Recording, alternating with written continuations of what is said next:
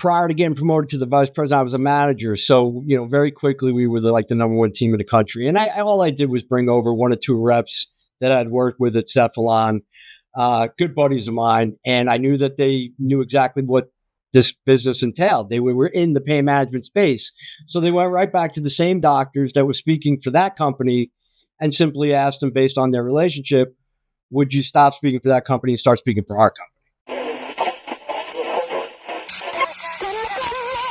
And now, Escaping the Drift, the show designed to get you from where you are to where you want to be.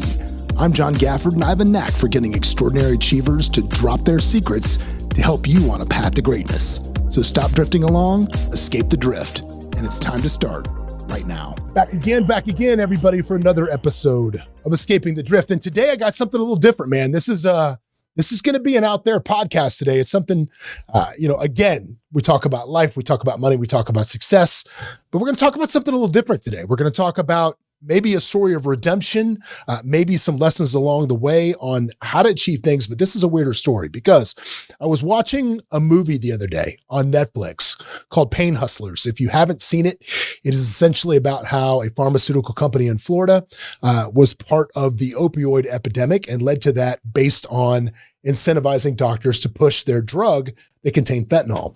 And when I'm watching this, something kind of struck a chord with me. I'm like, something about this is very familiar. I remember something about this. And what I remembered was in my fraternity at Florida State, we have a sub 2000. Yeah, I'm that old. I get it. Whatever. We have a sub 2000 page for all the brothers that were there or pledged early 90s, 2000s, whatever. And I remembered this story being talked about because one of my fraternity brothers was actually involved. And as I'm watching this movie, I'm thinking, oh my God, this guy that Chris Pine is paying is based on my fraternity brother. So after I watched the movie, I started thinking, A, I wonder what he's up to. B, how much of this is accurate and how we got here. So I reached out to him. His name is Alec Burlakoff, and he was nice enough to take time out of his schedule to be with us today to tell his side or what happened with the real movie Pain Hustlers. So welcome to the program today, Alec Burlakoff. Alec, how are you, buddy? I'm doing well. Thanks for having me. I appreciate it. Yeah, we're glad to have you. I want to get into this fully, but when I was thinking about how to do this interview and I was thinking about how to talk to you, man, I wanted to make sure that we did it in a way that people would listen to the story, would listen to you. And I think the only way to do that is to start out with the one thing that I think everybody's going to be waiting for, which is where are you? Where were you then and where are you now with the morality of what happened in this story? So where was I then? On a scale of 1 to 10, 1 being the lowest as far as morality, I think I was pretty down there, like maybe 3, 2, maybe a 1.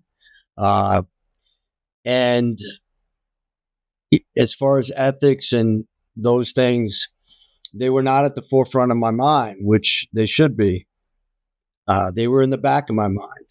I pushed them in the back of my mind so that I could be successful in sales. I thought that was something that I needed to do, but through a lot of introspect, a lot of memorializing, a lot of time, a lot of struggle, I've come to the conclusion that you can be very successful and very passionate about something and provide something to people that they want or need in a way that's very ethical. So I'm very encouraged by that.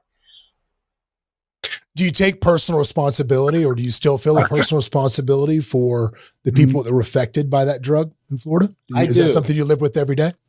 Yeah, I do take full responsibility. I pled guilty, and I learned early on that taking responsibility was going to be critical for me in order to be able to live with myself and move on with my life in some way, moving on, in a way that was similar to how I lived before. That's not an option, but that's probably a good thing. I move on from my kids, more than anything in the world. But my morals were poor and unethical, and I broke the law. So we're not just talking about morals and ethics. We're talking about breaking the law. I would say that once you start to work in the gray and you cross or you lose sight of morals and the importance of ethics in your decision making, oftentimes you're going to end up on that slippery slope where you actually do break the law. So you got to really pull it all the way back and make sure that you have values in place that you can live by. Okay. Well, no, I think that's a fair statement. So for those people who don't know the story, who don't know what we're talking about, now we're going to go back, right? Because I think certain people are going to listen to this and they wanted to hear that portion of it right away. So if that's all you wanted to hear, great. You can go ahead and tune back into something else now. But if you want to hear more to the story, that's where we're going to go now. So I want to back up. So first off, you went to the greatest university in the history of universities, the Florida State University. And I can say that because as anybody that's ever listened to this program knows, I always say I love Florida State football as much as most people have the capacity to love a human baby. Well, my daughter goes to Penn State, so I've been following them a bit too, but they're at least in a different, conference. For now, yeah, I know they're supposed to move over. So anyway, I digress, but I'm loyal to my daughter as well. There you go. So you get out of school, you graduate with a degree in sociology. Was this the first job? No. Okay. Getting out of college, I was selling cars and I hated it. My father and my brother sold cars at 6 days a week, grueling hours, and not a great way to make a living, although you can make a living. I was doing that through college and after college. And then I realized very quickly, this is not what I want for my life. And I said, I want to go back to school and get a master's. I asked myself, what do I want to study? I'm going to pay for this. I might as well be doing something I'm interested in. And so I got a master's in social work. I went to camp my whole life, grew up around sports and athletics. I just love coaching and being around kids. So I thought I'd be an adolescent guidance counselor, social worker, things along those lines. So got my master's degree. While I was working on my master's, I was coaching basketball and working as a part-time phys ed teacher, gym teacher out of middle school. Got my master's and they gave me a guidance counselor job. I was there about 4 years and thoroughly enjoyed it. But money started to get to me as well. And I started to get that little bug for more. For sales, because it's interesting you talked about the car business. You said your father and your brother were both in that business?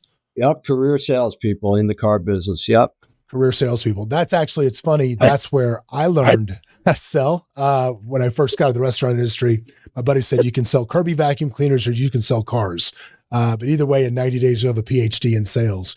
Did you find that some of the skills that you learned on that car lot transferred into your future sales career? Yeah, some of the sales, but some people will say sales is sales. I understand that, but I would also say that car sales specifically is very unique to most sales. Car sales is very aggressive. It's very cutthroat. There's a lot of stealing deals, backstabbing, fights in the service lane. I mean, I remember all that. I remember my father having troubles. It's really, I have a lot of respect for people in that business. And that's very different than what most people think, right? Most people think, he's a used car salesman, he's a bum. Those people work very hard and, they fight hard to earn a living, put food on the table, which is what my dad did. And my brother did as well. So, yeah. So you're being a guidance counselor, you're doing that. And bills start to stack up a little bit because obviously that's not a high paying job and you see other things. So what did you do then? Yeah, so I had just gotten married. I was still working as a guidance counselor. My wife at the time was working as well, but yeah, it was very tight. And we found out that we were fortunate enough. My wife was pregnant and started thinking, hey, we're really going to have to make some decisions here. So as a guidance counselor, I worked with a particular student and he was always in trouble. And I gravitated to those kids because they needed me. I thought I could help them. I helped him tremendously, kept him in school. He went on to do unbelievable things that I only wish I could do. And his dad was a doctor and said, Alec, I really don't see you doing this forever. I said, well, what do you see me doing, Dr. So-and-so? He says, I see you in pharmaceutical sales. I said, you get me an interview, I'll be there. And he was a big prescriber for a particular company, got me an interview. I didn't get the job the first time around. I got beat out on the last interview by someone that had already been working the territory, but I had my mindset that that's what I was going to do. So I ended up getting a job with that company, and moved on from there. What was the company? What was it? Eli Lilly and Company. Eli Lilly. That's where he started. Yeah, my background was social work psychology, so I thought it would be a good fit because the medication that I would be promoting at the time was an antidepressant, Prozac, of course, and then another drug called Zyprexa, which is indicated for bipolar disorder. Mm. What did you find different about the sales process working for pharmaceuticals and say cars? What was different about it? It's a much slower process. There's much less of sense of urgency. For example, in the car business, but in many sales businesses, oftentimes, it's 90% of the time, either you get them on the first call or you don't get them at all. That's not going to happen. Mm-hmm. But in pharmaceutical sales and other types of sales where you're really selling genuinely, you're speaking from the heart, and you're trying to do something good for somebody and fulfill a need.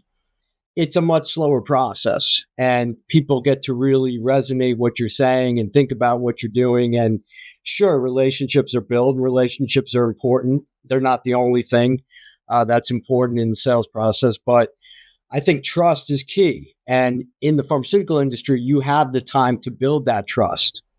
Question is, what do you do with that trust? Yeah, when you get it. Do you take advantage of it, to get more business? Or do you use that trust to strengthen a relationship and bond that could be far more valuable? So those are the types of things. So how long did you spend at Eli Lilly? How long were you there? I was there 1 year. I was there long enough to win Rookie of the Year. And then just after that, I was let go as part of what was called an aggressive marketing scheme. In any case, so I was let go, and then 3 days later, I was fortunate enough to get a promotion with a competitor, Johnson & Johnson, selling Risperdal, which was a direct competitor to Zyprexa, also indicated for bipolar disorder. Okay. And how long? Go ahead. So you actually, they let you go because of something they said was aggressive marketing. So Eli Lilly trying to toe the line there, or what, was it? Actually, that resulted in a settlement because it was a nationwide marketing program. That's the thing. I learned really quick in my first job, in my first year, that pharmaceutical sales is not quite as genuine and heartwarming as you think it is. There's a lot of cutthroat there too. In the end of the day, they want to move product. So like, let's talk the Eli Lilly thing. So you didn't come up with this nationwide program. You were just doing what you were told. Yeah. And listen, in that aspect. Yeah. No, say there's 500 reps, right? Mm-hmm. Based on morals, ethics, and values, and the merits of that program, 490 reps in their brain were thinking, I'm not doing this. It just doesn't feel right. But I was one of the 10 of the 500 that said, this is my order. I got to drive sales. Here's how I'm going to do it. I'm going to follow it step by step. And I was like one of the first ones to get it done. Unfortunately, it happened so quick that the I's weren't dotted, T's weren't crossed. It was a mess. And, they had to make examples of people. And that's business. That's something that I learned very early. And again, I also learned that it is very aggressive, the marketing and the sales that are behind pharmaceuticals. And I can't really speak to many other industries. I've been in a lot of phone rooms and so forth, car business. But aside from that, that's the extent of my sales experience.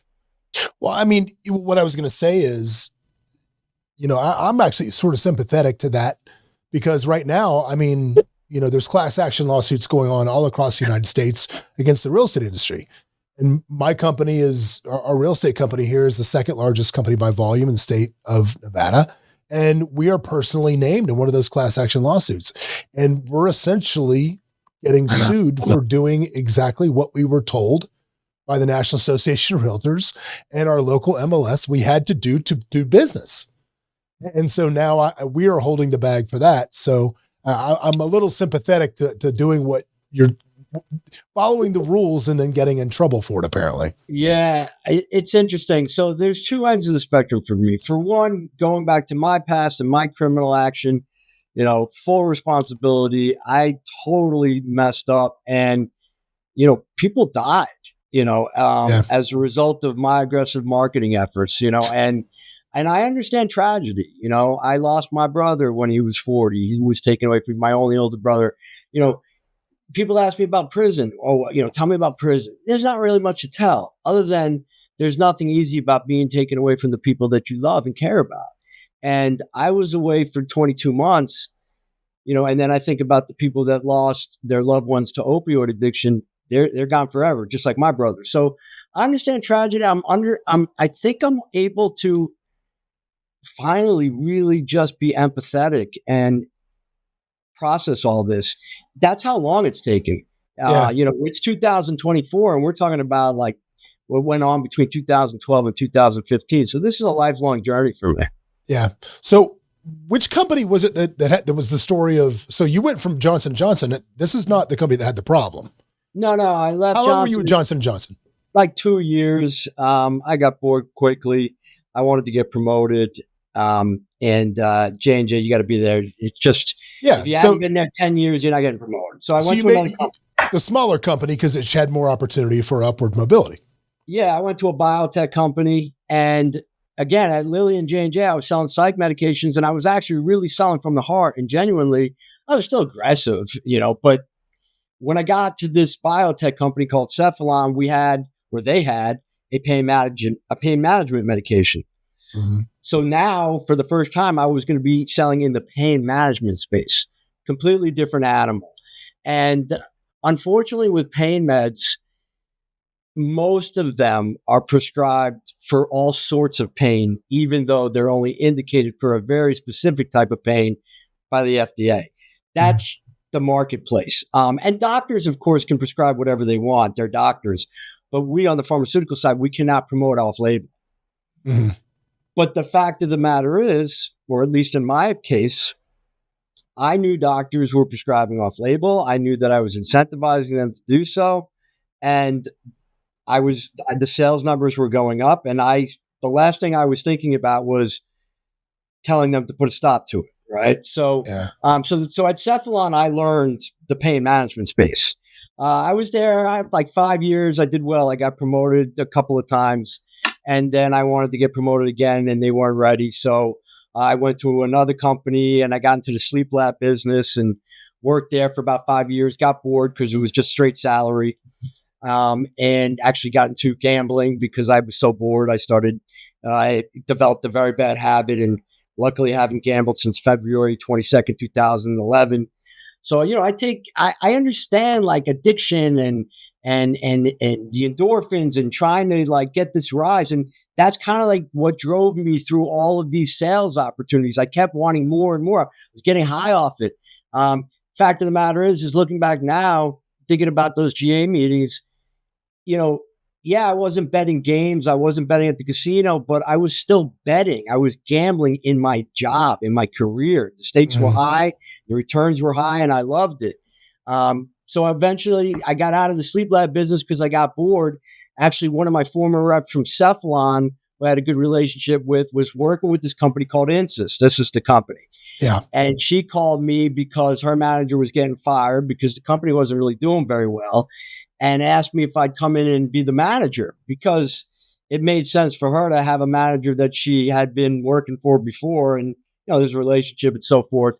So I took the manager's job. I took that job as a full-time job, and I was still working the sleep lab job full-time. So 2 full-time jobs. And very quickly, they offered me a promotion to vice president. I should have known right then and there, this is too good to be true. You're not ready for this job. Why is somebody else not taking it? But no, I was thinking opportunity. Let's go. So I moved my family from Florida to Arizona, and I took the job as VP at Insys, and sales, went through the roof because of poor decisions that were made from the top all the way down. Go ahead. Yeah. Let's start with that. So when you get to Insys, they're not doing any business.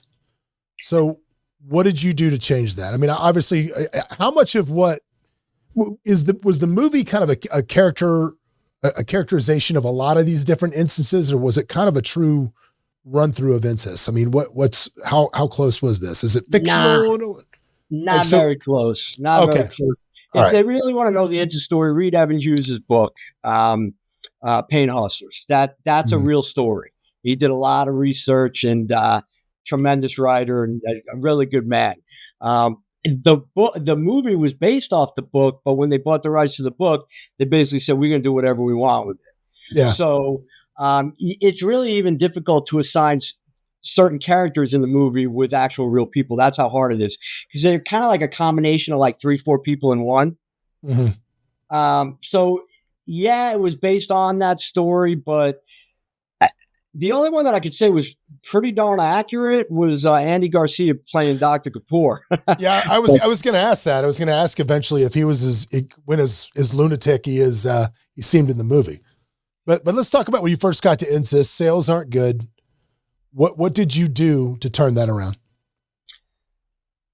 First and foremost, prior to getting promoted to the vice president, I was a manager. So, very quickly we were the number one team in the country. And all I did was bring over 1 or 2 reps that I'd worked with at Cephalon, good buddies of mine. And I knew that they knew exactly what this business entailed. They were in the pain management space. So they went right back to the same doctors that were speaking for that company and simply asked them based on their relationship, would you stop speaking for that company and start speaking for our company? Yeah. And that's where the whole kickback thing comes in, because the more we pay them to speak, by human nature, quite frankly, the more they're going to write the drug, right? It's going to be constantly on their mind because they're speaking and they're getting checks in the mail all the time. You know it's not funny, but you know what's interesting about the speaking bureau thing? As I'm watching that in our business, and one of the businesses that I'm in, is we're completely vertically integrated everywhere in the real estate space. And one of those businesses is title insurance and escrow. And as I'm watching this, I realized that what some of the big boys do, I won't name them by name, but I think anybody that's in the real estate space listening to this will know that the title companies I'm talking about, they will take mega agents and invite them to speak in other markets and pay them to do it. And I was like, holy shit. These companies they're essentially emulating exactly what the drug companies got in trouble for is now, because it's illegal also to incentivize agents to send business, and they're doing the same thing. Of course. I think about and I talk to people and I hear what's going on, and none of it surprises me. But I have made a conscious decision to not even internalize that. I don't want to know about it anymore. I don't want to live that life. I don't want to be part of it. I know it exists, but I also know that I don't have to take part. And I really try to tune all that out. But yeah, there's a lot of gray, but that doesn't mean that you can't still live in the black or white. And the company that I work for now, I mean, it's a no-brainer. You just get on a phone, you tell the truth, you speak from experience. People either feel the need to take your service or they walk away. It's that simple. We're going to get to that, but I just don't want to gloss so quickly over Ennis. So you brought in new people. The sales company are growing. I as I was reading this story and I'm kind of talking to you or watching the story, I saw some parallels between kind of your story almost and Jordan Belfort. And I want to talk about that because some of it, I mean, was the money, did everything that come with that get as crazy to a certain extent as Jordan seemed to get in his heyday? Pretty crazy. Yeah. Yes. Pretty crazy. I was no saint, and I let the power, even though was I really powerful? No. I mean, only the people that work for the company knew me, but I let it get to my head, and the sales and the dollars that were coming in, it got the better of me. And actually saw that movie, Wolf of Wall Street, when that was going on. And believe me when I tell you, that movie didn't do me any favors. Because now you're like, I'm going to one up this guy. Yeah, I didn't think I was going to one up him, but I got ideas, and I started watching what he was doing, and it fueled me. It truly did. And listen, I know that sounds crazy, but I don't think I'm the only one that's been influenced by a movie, and I was influenced by that movie. So now I take movies with a grain of salt. Yeah, probably a better move. So sales start coming in, and I know in the movie we talked about the doctor with Andy Garcia. He went from what seemed to be a normal person into a not so normal person. So did that situation happen in your story as well? Is that accurate?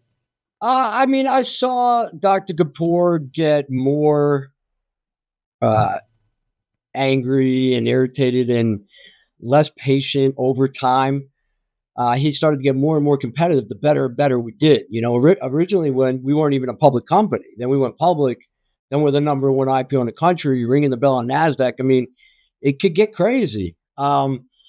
But my understanding is that, even before this company, he had ran other companies and, I can't speak intelligently to it, but if you Google it, there's a tremendous amount of negative press around him and his business tactics. And, shame on me. I got to be honest with you. I didn't even research the man before I took the job at Insys.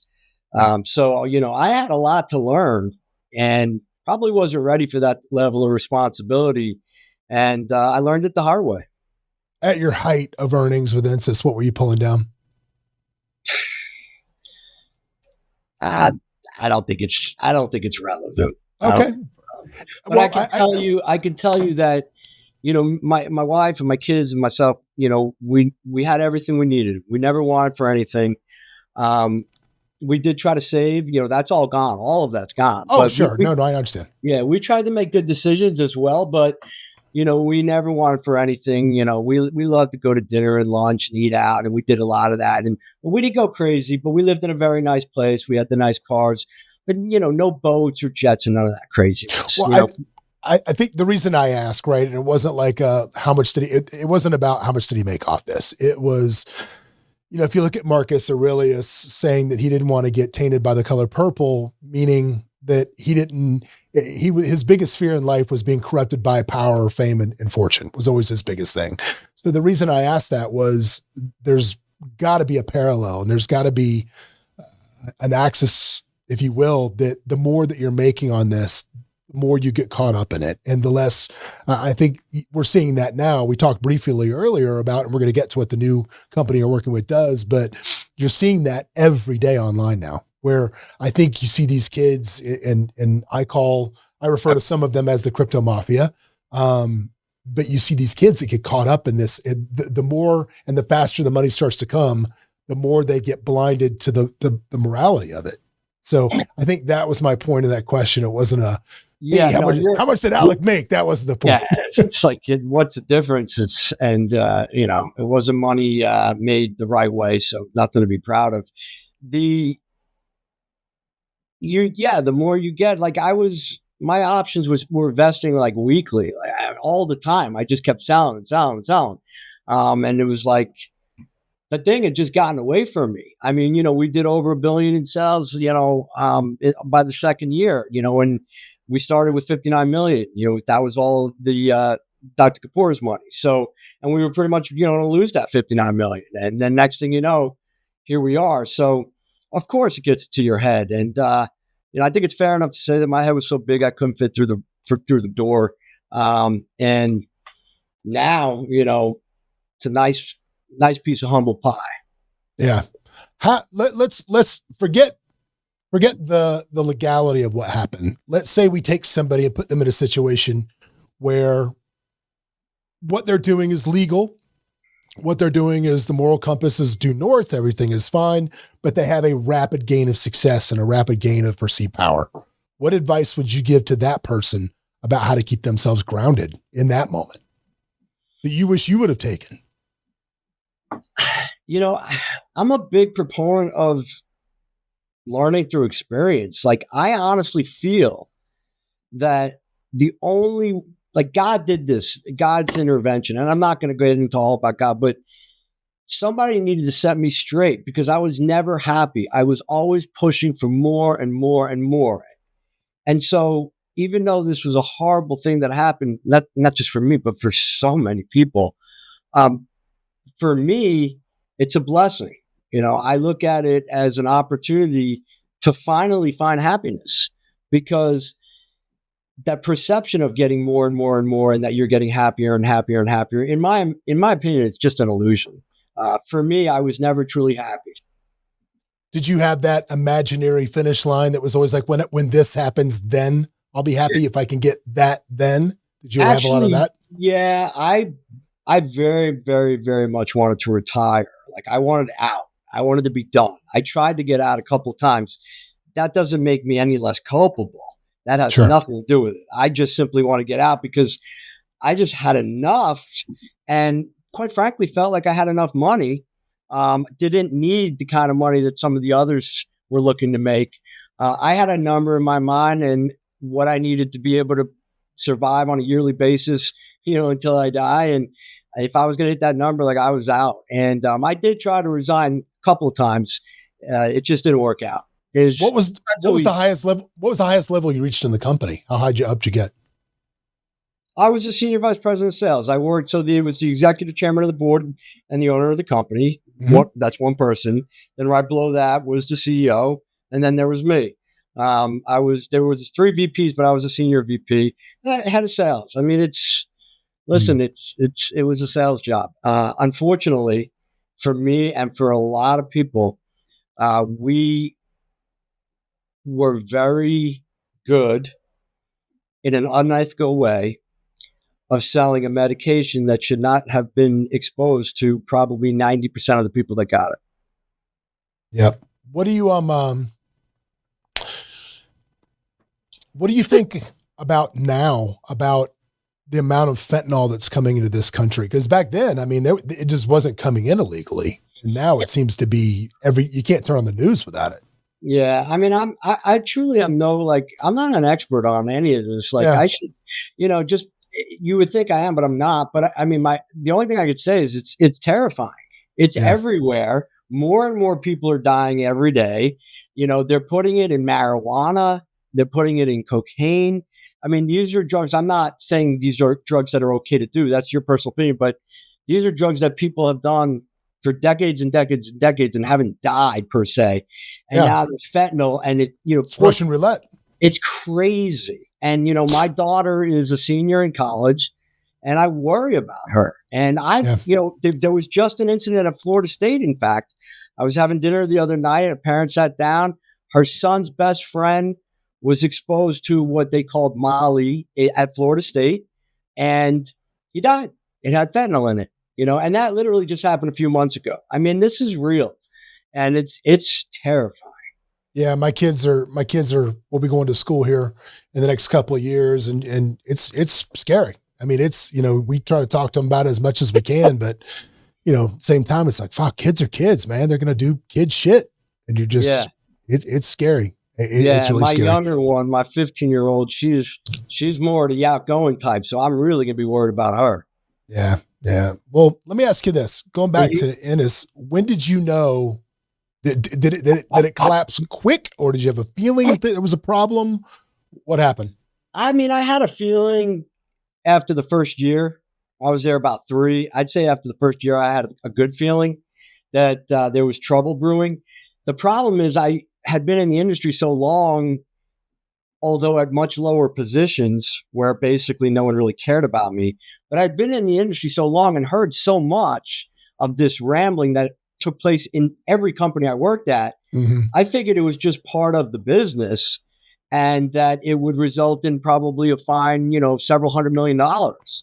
Um, so I just felt, hey, Alec, you already agreed to take this position. You know what this entails. This should not be a shocker to you, although new to you personally. Toughen up, be a man, and muscle through was kind of my attitude back then. Just part of the business at that time was these fines and everything else. Yeah, and again, if I didn't want to be that close to the fire, then I should have never taken the position. So when you were arrested, was that something like, were they portraying the movies where they kicked the door in, or did you surrender yourself? What happened there? Yeah, no, I would have liked to self-surrender, and there's a lot of people that I talk to every day in my business that would like to self-surrender. Government typically doesn't allow that to happen. No, I tried. They said no. I knew it was coming. I didn't know when, and it was early in the morning. And they were kind enough to allow me to drop my kids off at school. They clearly knew my schedule and what was going on. So I was able to get the kids to school, got home, was jumping in the shower to coach a high school basketball game.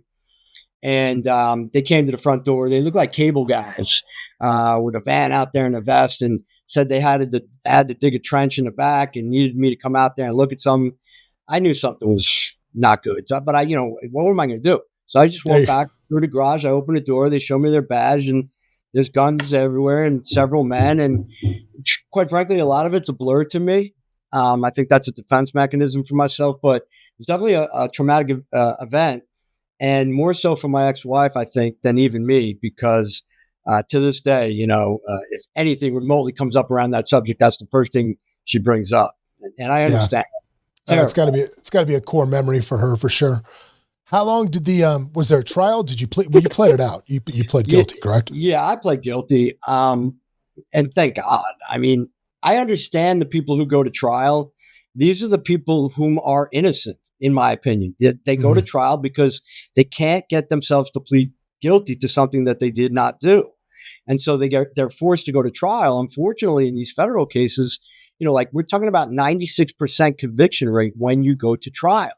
So even if you're innocent, you're put in a very precarious situation. Fortunately for me, that was not the case. I knew I was guilty.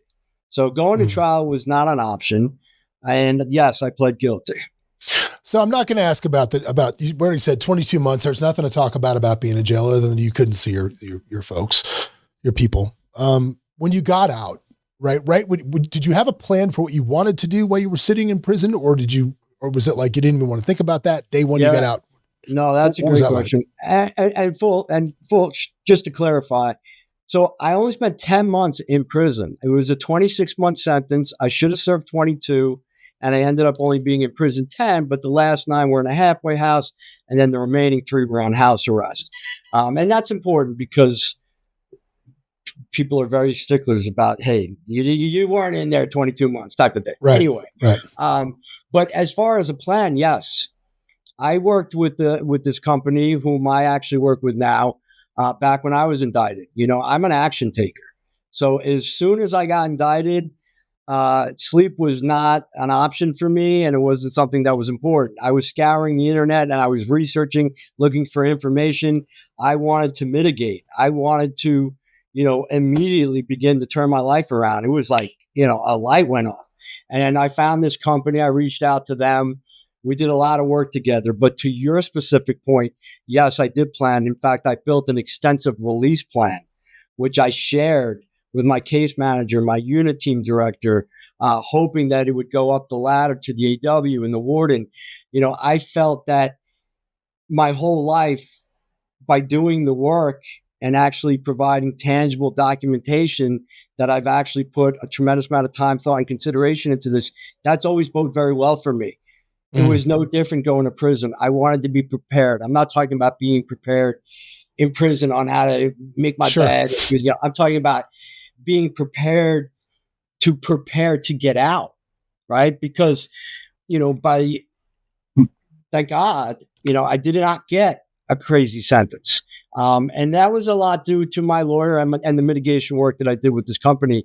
But yeah, I built an extensive release plan, and I had every detail documented as to where I came from, where I was going, where I was going. And I continued to memorialize while I was in prison every day and write.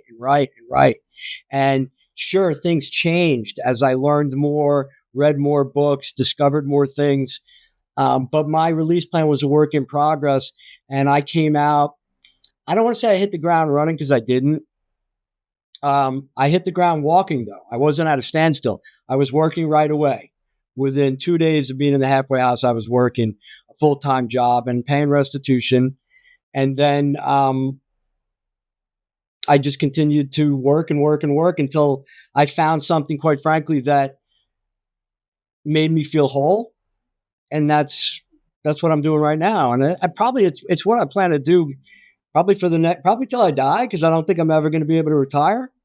So, hopefully I found a home, and I think I'm in a good place, and I think I can do good things. Well, let's talk about White Collar and exactly what that company does and who it's for and what you're doing. So White Collar Advice is a company that is there to help people mitigate. Oftentimes they're labeled as prison consultants. That's not a name that we truly like to embrace because, again, when you're looking at white collar individuals, generally they're going to go to a minimum security camp. And to pay for prison consulting, meaning, how do I shop in the commissary? How do I make my bed? What do the bathrooms look like? That's just like, it's nonsense. It's not where we should be spending our time and our effort and our focus. We work with those who want to do the work. We work with those. Everyone on the team is a convicted felon. The co-founder of the company, it's a great story. Michael Santos, talk about movies. He saw Scarface when he was 20, decided that was going to be him. And he made a name for himself and then got in trouble. And he was sentenced to a crazy sentence. I think it was like over 40 years or whatnot. Anyway, he served 26 years, started in a max, worked his way down to a medium, low, then a minimum, where he met the other co-founder walking around the track. And then they put this business together that would help those who found themselves in the crosshairs of a government investigation. We like to see people as, first of all, our goal is to humanize people. We want everyone to understand that this is a human being who did something wrong and it was a bad decision, and they're assuming responsibility, but this does not have to define who they are for the rest of their lives. And that's a motto that I live by myself, and that's kind of the message that we send.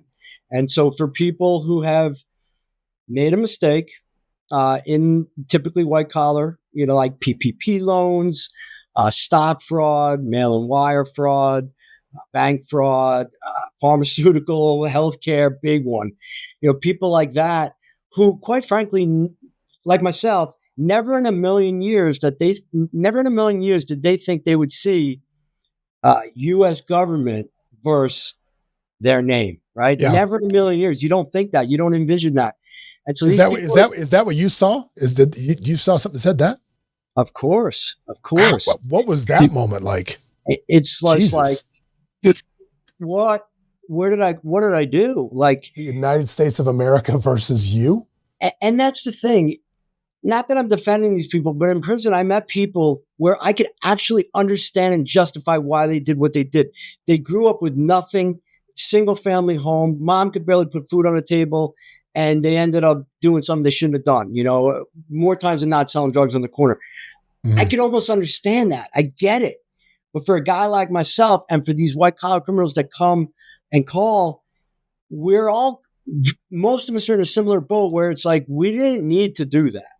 And here we are, and we've got to face the music. And the quicker we assume responsibility, stop blaming others, understand the situation we're in, embrace it, figure out how we're going to pay back our victims and move forward with grace and dignity, the sooner we start living again. Because, we're not dead, right? Some people might want us to be dead, right? Some people loathe us. But we're not dead, and we have families, and we have kids, and we have people, and we have good things that we could offer and do before our life has come to an end. And that's something that I'm very passionate about. Well, brother, look, it's been an enlightening conversation. Obviously, it's a tough conversation that people are going to have a very polarizing opinion on. But if we did anything today, I'd love it to be a story of redemption, but I don't think we can necessarily, and I think you would agree with this, say that the redemption is today. I think it's a lifetime journey, and I think you're on that journey. And man, I hope you, I don't think you ever complete it, but it looks like you're going to stay on it. Yeah, I'm just going to stay on the course, but I agree with you. I don't think you ever complete it. I don't think you get past this one completely. But you can still live and do good things and be a good man. That's my goal. Well, I'm rooting for you, dude. I wish you well. And thanks for taking the time. That. Thank you. I appreciate thanks that. For taking thanks the time. for hearing me out. All right, take care. For sure. All right, guys. So I hope that was, that was a deep conversation today, a little deeper than we normally go. But again, look, doesn't matter the mistakes you made in the past and what you've done in life. You can always bounce back. You can always make a change. It's never too late to get on the right path if you get on it sincerely, genuinely, and push forward in a way that's meaningful. So if you're stuck in the drift, if that's something that's affecting you, letting poor choices you've made in the past hold you back. Never too late to change. We'll see you next week. Thanks, guys. What's up, everybody? Thanks for joining us for another episode of Escaping the Drift. Hope you got a bunch out of it, or at least as much as I did out of it. Anyway, if you want to learn more about the show, you can always go over to escapingthedrift.com. You can join our mailing list. But do me a favor, if you wouldn't mind, throw up that 5-star review, give us a share, do something, man. We're here for you. Hopefully you'll be here for us. But anyway, in the meantime, we will see you at the next episode.